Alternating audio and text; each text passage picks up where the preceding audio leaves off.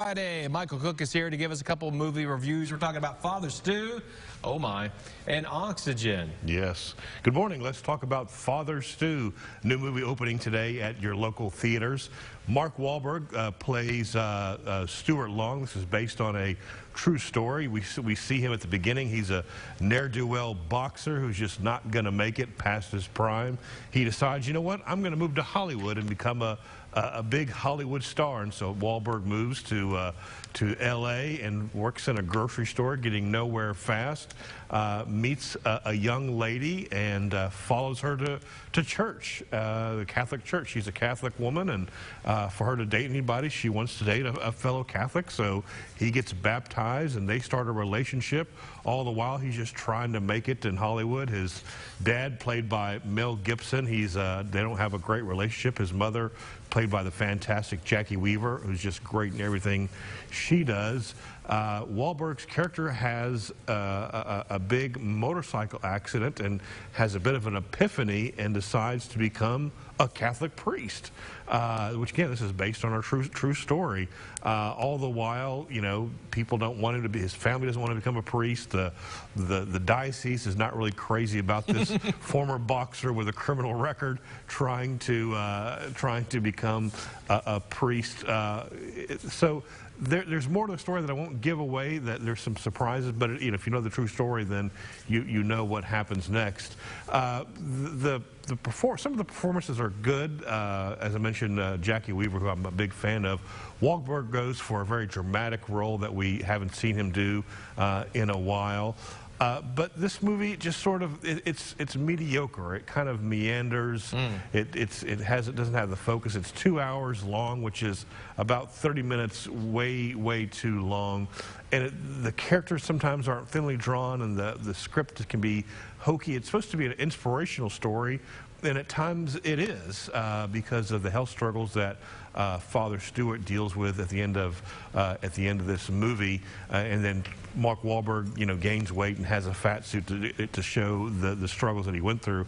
But all in all, this is just an average, kind of a mediocre film that I wasn't particularly wild about. I did find parts of it inspiring, but all in all, I have to give this film a 6.5 out of 10. So it's just mediocre, not particularly great. I mean, it seems like it's comical, but it's not. No, there's funny bits at the beginning, but no, it's very serious, you know, themes in this movie. Okay. Next movie to talk about is called Oxygen. This is on Netflix. It came out in 2021. The story is a young woman, Melanie Laurent, wakes up in a pod, like a cryogenic, I'm not sure if I'm saying it right. She pod. frozen? Yeah, do what? Like frozen? She was like frozen? Yeah, well, no, like where you can stay long. Cryogenic, I can't even say the science fiction word, but be that as it may, she wakes up. She has no memory how she got there. There's nobody around to help her except for a computer that tries to answer her question, and her oxygen is slowly running out. And if she doesn't fix the oxygen problem, she will just obviously suffocate. This movie is told it's Melanie in this, you know, this pod trying to solve the problem, and the story is told in flashbacks as her memory slowly starts to come back, and she tries to figure out, how do I either get out of this box or get the oxygen fixed, and she's trying everything that she can, all the while seemingly getting no help from the outside. This is, I thought, a fantastic sci-fi thriller where, you know, look, if you're claustrophobic, it's probably not the movie for you, but you just love this woman's, you know, just fight for survival, trying to regain her memory, trying to see her life in flashbacks.